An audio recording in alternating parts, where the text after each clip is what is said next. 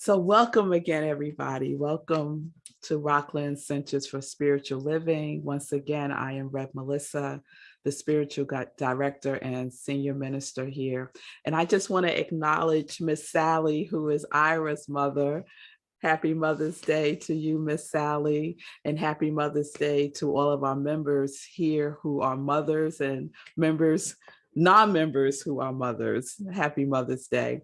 So I mentioned at the beginning of the service, if you are willing to come on camera, that will be wonderful. I'm looking at a lot of boxes with names on them right now. But if it's too much, it's okay. It's okay. I'm just inviting you once again to be seen, So I came across a quote by Rumi about mothers, and I shared this today on our Facebook page for Centers for Spiritual Living. Rumi said, "We are born of love. Love is our mother." So welcome again, and thank you for spending part of your Mother's Day with us here at Rockland. So our main theme is revision, feeling tone, right? And it's the second component of our annual theme, remembering, revisioning, and renewing. And so last Sunday, I started with, "Can you feel it?" Right? Can you feel it? That song from the Jackson 5, I share that it had been playing in my head just out of the blue. I woke up and that song was in my head, and I changed the sermon from, I think, "What's on your spice rack?" to "Can you feel it?" And that song, the message of that song, similar to Imagine by John Lennon, that song, "Can You Feel It?" is a mental equivalent of what the world can be. It was the Jackson 5, and Michael Jackson wrote the lyrics to that song. It was his mental equivalent of visioning a world that, as CSL says, a world that works for everyone. And I just want to share the opening verse again. If you look around the world, if you look around, the whole world is coming together now. Can you feel it? Can you feel it? Can you feel it? Feel it in the air. The wind is taking it everywhere. Can you feel it? Can you feel it? Can you feel it? Right? And so that was the invitation for us to feel our lives, to feel the mental equivalent that we're building for our lives. It's not just about thinking about it, right? Change your thinking, change your life. Yes, but also the feeling tone of what it is that you are thinking, right? And those two things have to be in alignment. So all that happens, right, last Sunday. And then this past Friday, something else happened with that song. So I haven't actually heard the song played anywhere for quite some time. And I get in my car on Friday to pick up Zola from the train station, turn on the radio, and what song comes on? What song is playing? Can you feel it? So I went crazy in the car. I was laughing hysterically. I started singing the song out loud. And then I found myself like bursting into tears, just bursting into tears with just joy and confirmation. I really felt like the universe was winking at me, just saying yes, yes, yes to me. And so that synchronistic moment of that song playing on the radio was really confirmation of the feeling tone that I feel is being built here at Rockland CSL, right? It was not a coincidence. I shared that story with a couple of folks. They said, "Oh, what a coincidence." I was like, it's not a coincidence. It was synchronistic. It was synchronistic. I came across a quote from Carl Jung, and he said this. He said, "Synchronicity reveals the meaningful connection between the subjective and objective worlds." So we know in our science of mind teaching that there are not two minds, right? Only two names, and they go by subjective mind and objective mind. Or as Ernest Holmes writes in the Science of Mind text, mind comes unto two classifications: the objective or our conscious mind, and the subjective or our subconscious, unconscious mind. And he writes, the subjective or subconscious mind acts upon our thoughts. It is the mental law of our being and the creative factor within us. So I believe that I attracted that song to be played right at that time, because my mental equivalent was so strong, right? The energy and my focus and attention on it was so strong that it just magnetized, and there it was, right there at that moment, a synchronistic moment. And I'm sure that all of you have had that experience of something happening seemingly out of the blue, but it was really a synchronistic moment, right? Something as simple as thinking about calling somebody and then they call you. Or something as simple as deciding, you know what, I'm going to go a different way to the supermarket, and then you run into somebody, right? So we all have had those moments. So we can use those experiences as we continue to build our mental equivalent. So we know there is one subjective mind, and we call our subjective mind one law. It's one law. I love that we have a bunch of laws, right? We talk about the law of attraction, the law of mental equivalent, the law of correspondence, the law of cause and effect, but there is one law. There is one law that is being expressed in a multitude of ways, right? Because I think God is generous in that way, right? Well, maybe they won't get it this way. Maybe they'll get it that way, right? So we have all these options that we can use to build our mental equivalent, right?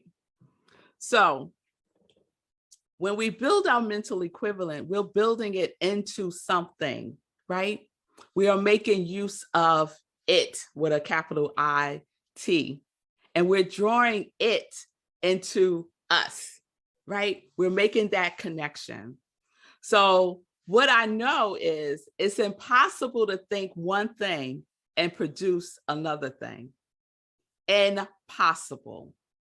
You could try to trick yourself if you want to, but it's impossible to think one thing and produce another. And so synchronicity is the demonstration of the activity of the one mind in action. That's how I view it.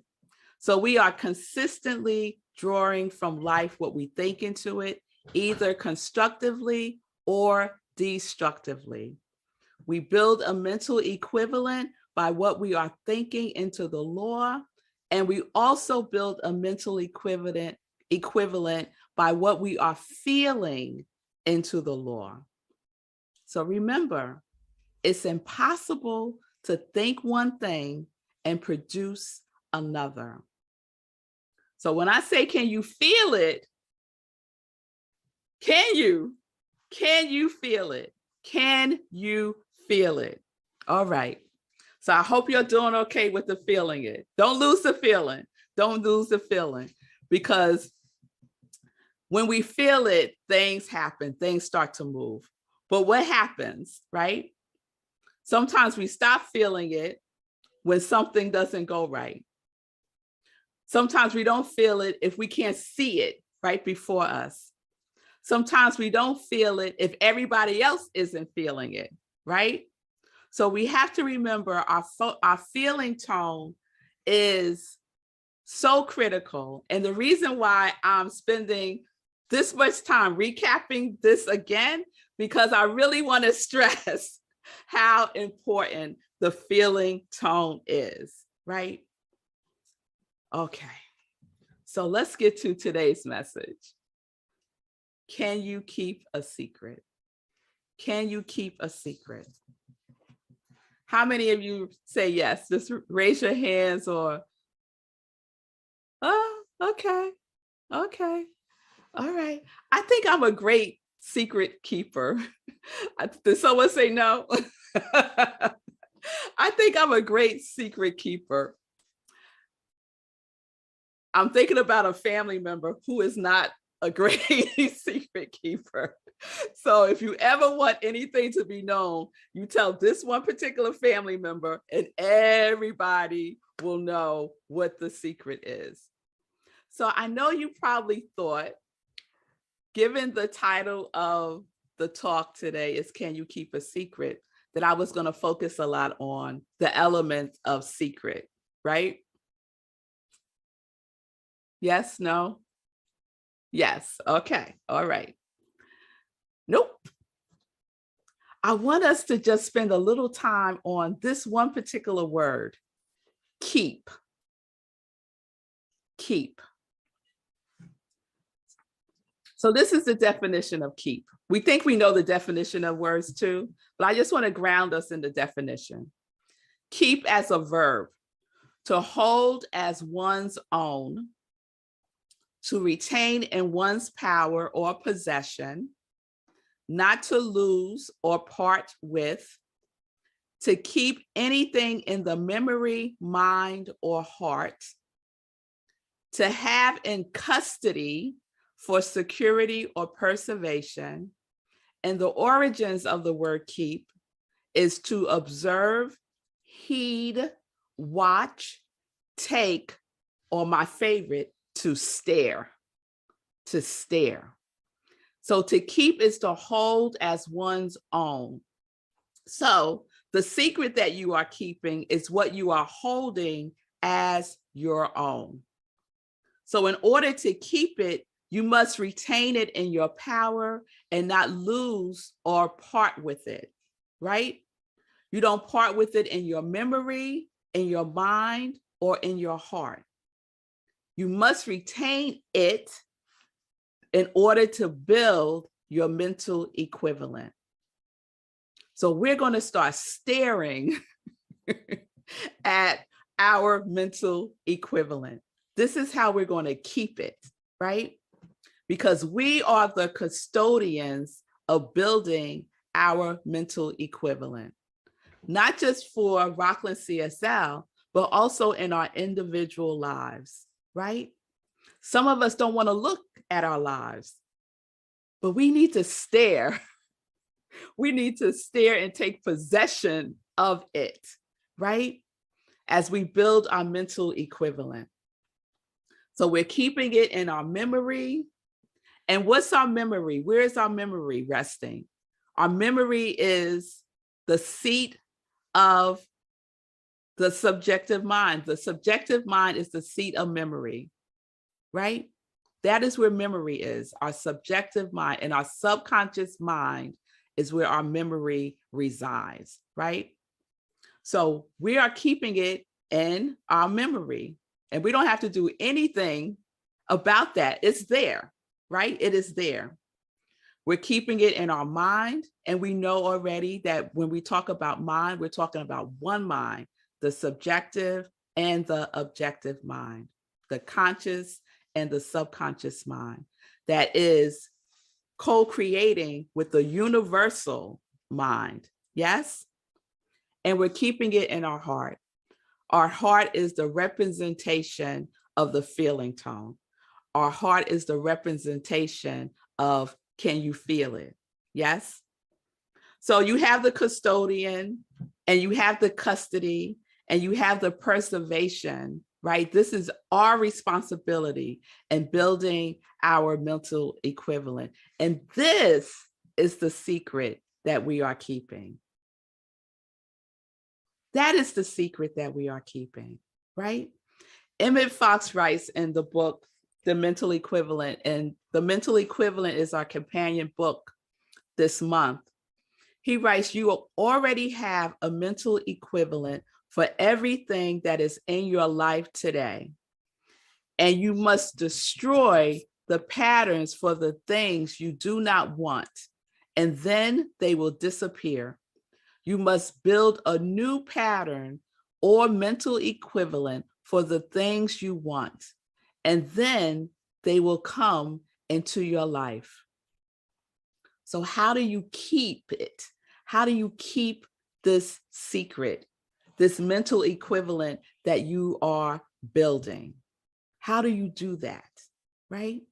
So Emmett offers what he refers to as the secrets for keeping your mental equivalent. So I want to share that with you. So Emmett says that in order to build a mental equivalent, we need to make sure that we're building it from a place that is harmonious, right? So first we want to get in a place of harmony within ourselves, right? So keep in mind the definition of keep. What are you keeping? What is being kept? Let's keep harmony within ourselves, right? How do you get yourself into a harmonious position or a harmonious feeling tone? What are some of the things that you do for yourself to help yourself be harmonious? So for me, one of the things that works like magic almost is music. Music will get me in a harmonious state of mind. Without a doubt, I don't care how low I might be feeling. There are certain songs. One of them is a gospel song called God Is. Google it. That song will get me right every single time. It goes, God is the source and the strength of my life. He moves all pain, misery, and strife. He promised to keep me, never to leave me. And it goes on and on. And by the time that first verse is done, I'm good. I am good. I am good. The song that did it, Cheryl gave me a hallelujah. I see you, Cheryl. The song that did it for me when I was a little girl, if my mother sang this song to me, I knew all was right in the world. You are my sunshine. Oh, that song would put me in a place where I felt like I was like the star. I was the star. So what is it that does it for you? Kristen said, it's Hafiz does it for Kristen. Yes, yes. Ira and Julie singing their Hafez album just okay. All right. up, man. There you go. The Levins. Listen to the Levins. That will get you in a harmonious space, right? So what we're feeling is important, right? As we keep our mental equivalent, that's what we're keeping. We're keeping our mental equivalent. To hold as one's own. This is the definition. I just want to repeat it. To retain in one's power, not to lose or part with, to keep anything in the memory, mind, or heart. And if you can't remember that, just remember to stare. Just stare. Go within and stare. Stare at your mental equivalent. Stare at your feeling tone. Stare at it, right? Stare at it. So let's unpack Emmett Fox's 4 secrets. I think there are 4 or 5 secrets that he shares in that little book about how we can keep our mental equivalent, right? So first he says, keep the mental equivalent of what it is that you want. He says the secret of successful living is to build up the mental equivalent of what you want and to get rid of, to expunge the mental equivalent that you do not want. It sounds so simple, right? I'm just going to get rid of what I don't want and I'm going to have what I do want, right? Before this talk is over, we would have gone back into our old pattern of what it is that we don't want. So we really have to be vigilant about changing our thought and keeping it changed. We change our thinking and then we change right back into it again. So keeping our thought changed is how we keep our mental equivalent, right? He says, number 2, the secret to accomplish is to change your thought and to keep it changed. So we're not flip-flopping. We're not going back and forth. So to change the thought, we have to replace it with something else. So it's not enough to just say, I'm going to change this thought, this habit, this pattern of being, I'm going to change it, but then we don't replace it with anything. And I know we're all familiar with this. This is not new news, right? We all know this, but it can be challenging, right? To keep it changed. So what do? We stare at it. We pay attention to it. We focus our attention on it. We get into that harmonious space within ourselves, right? We take possession of it. So that's 1 and 2. 3, he says, keep your attention and focus concentrated on harmony and success. It is not willpower. Some of us think it takes a lot of willpower. I got to make this happen, right? No, it's not willpower. It's God's power.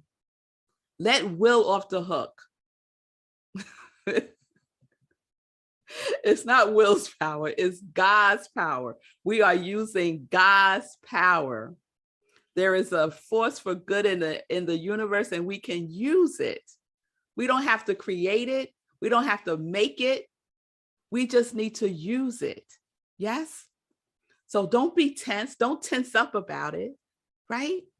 I'm going to make this happen. I'm going to get this, right? We're so tense, right? Thinking that we're going to make it happen.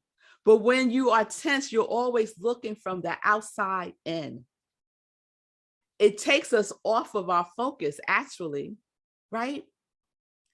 Emmett says that tension is probably the greatest failure to demonstrate.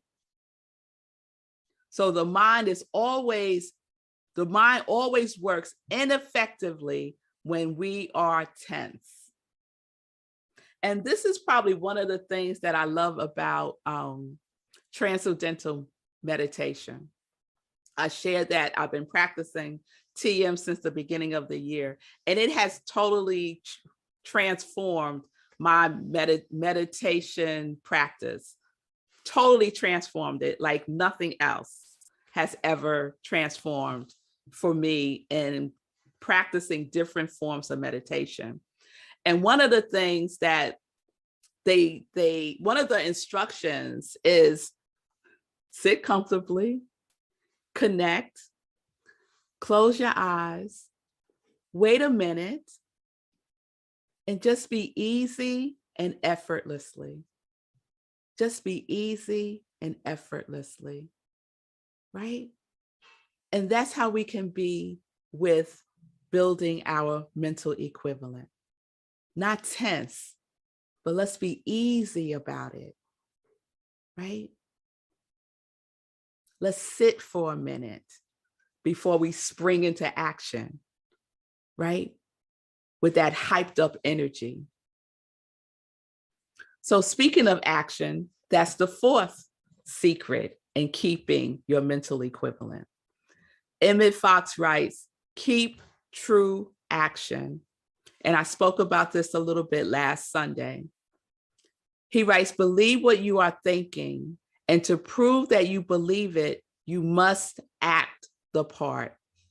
Act your part as though the new condition were already in being in your outer world.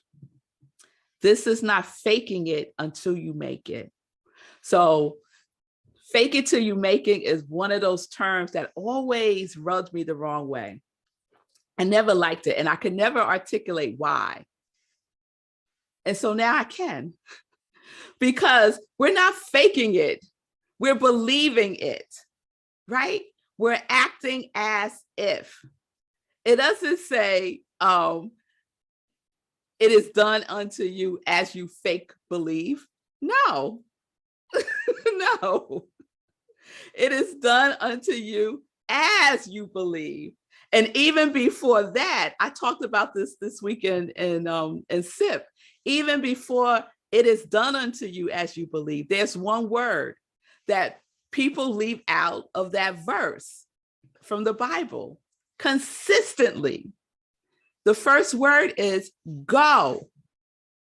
Go. It is done unto you as you believe. So there is action that we must take in our believing. It's not just going to happen. We have our part to do, right?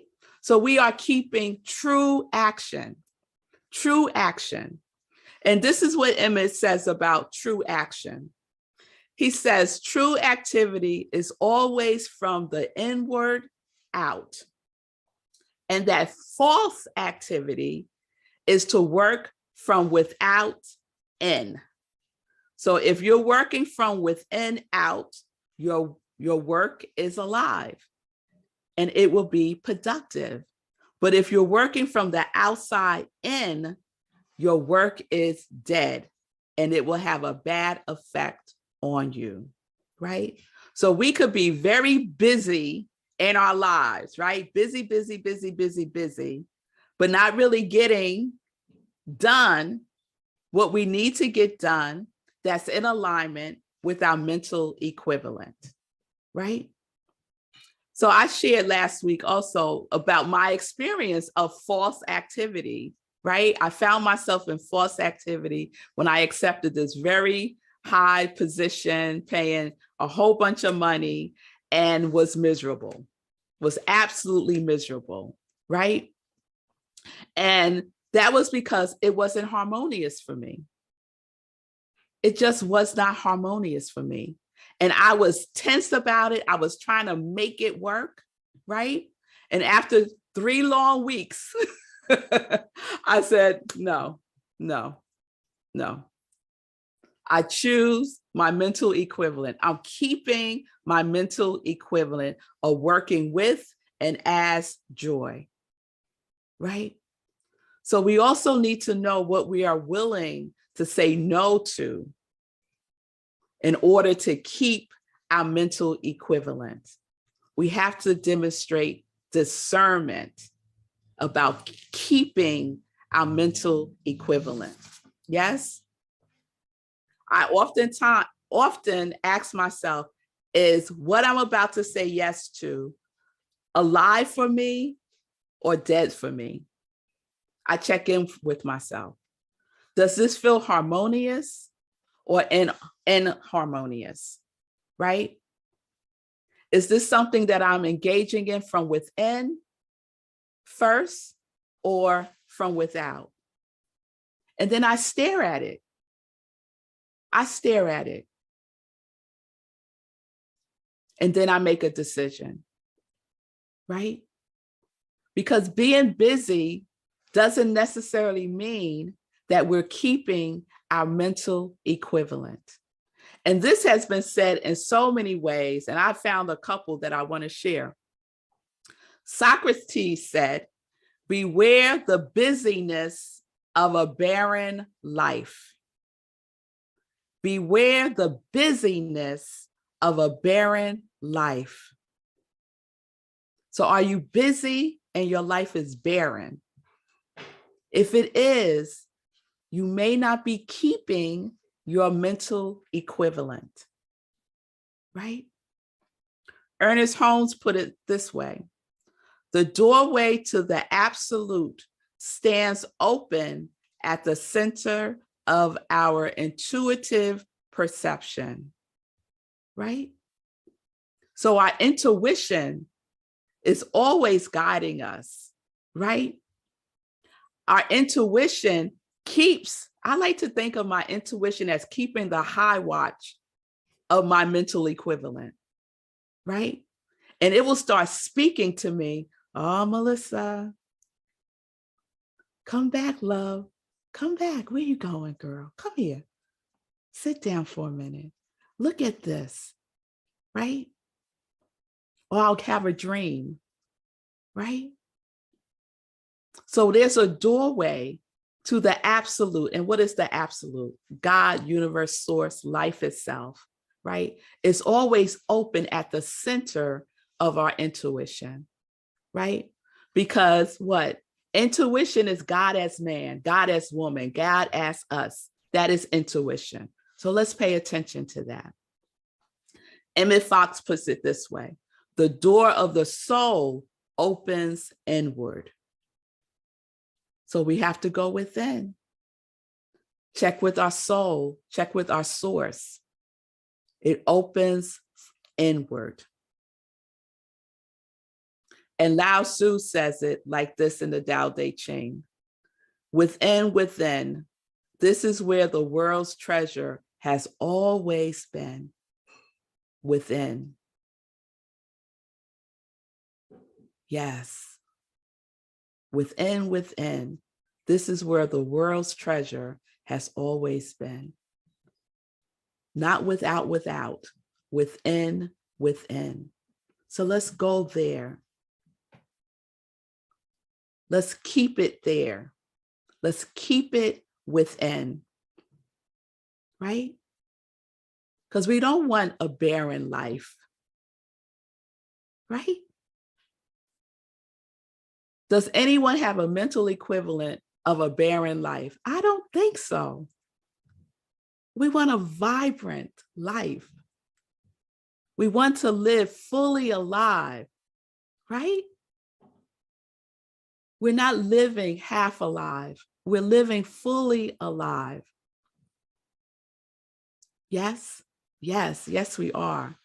So what is pulling us? What is pulling us inward, right? And as soon as I said that, I thought about Michael Bernard Beckwith, who oftentimes says that we get, that pain will push us until the vision pulls us, right? And so our mental equivalent is the pull. It is the pull. And our revisioning for Rockland CSL is the pull, right? It is the pull of our mental equivalent that we are building together as a community. And let me remind us of what we are staring at. We're staring at expansion, at love, spiritual, light, grow, acceptance, joy, open, and supportive. Those were the 9 qualities. Those were the 9 qualities of God's idea that we received during our 6 months of visioning. That is the foundation of our mental equivalent that we are keeping, not just for Rockland, but for each and every one of us. And so now we get to possess it. We get to stare at it, right? Because we're building that mental equivalent. We're keeping the expansion of love as the mental equivalent for Rockland CSL and for our lives. The expansion of love. What does that feel like? Can you feel the expansion of love from within? And it will be expressed without, guaranteed, because that is the law. That is how the law works. So some of us started our 30-day mental equivalent challenge last Sunday. And some of us started it throughout the week, because I've been talking about it during SIP all week. And some of you have said yes.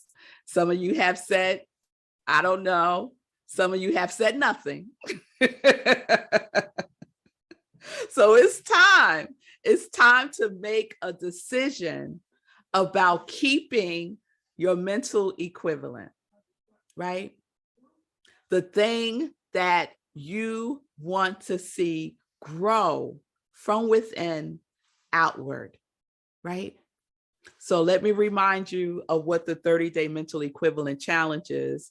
And you can choose today to say yes, or you could stay in that I don't know space. I would encourage you to make a decision, because until you make a decision, nothing moves. Oh, I wish I could remember that quote about divine providence. Until you make a decision, nothing moves. Nothing moves. So today is my day 8 of the 30-day mental equivalent challenge. So we're identifying a thought, a behavior, a habit that we want to change.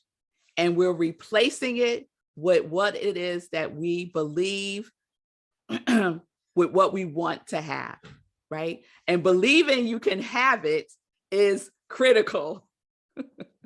Believe you can have it, okay? Believe you can have it. So we're changing the thought and we're keeping it changed. Changing the thought, keeping it changed. And we're spending our time, our attention, and our focus on that, right? We're staring at it. We're keeping that mental equivalent. And we're doing so through true action. We're keeping true action. So check out what you're doing throughout the day. What is your activity engaged in? True activity or false activity? And this is just for the next 30 days, and then you can see how you want to proceed, right? And then lastly, when we say, can you keep a secret? This is it. The secret that we are keeping is we're not talking about the old thought anymore. We're not talking about it anymore. Okay? And have discernment about who you share your mental equivalent with, because they may not be able to keep a secret. They may not have the feeling tone of harmony about your mental equivalent. So we want to protect it and hold it as sacred. So have discernment about who you share it with.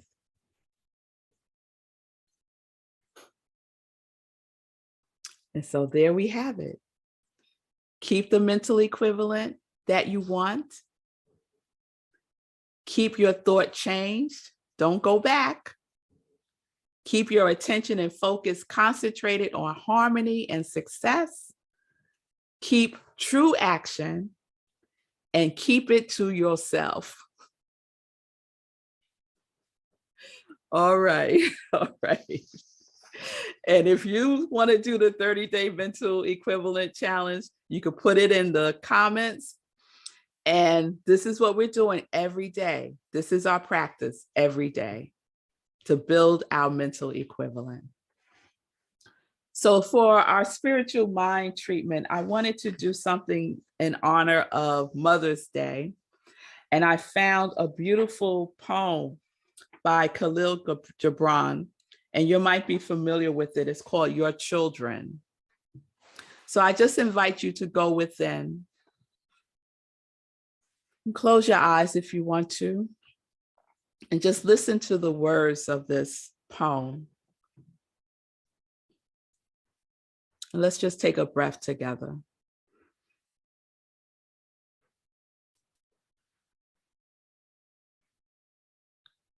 Your children are not your children.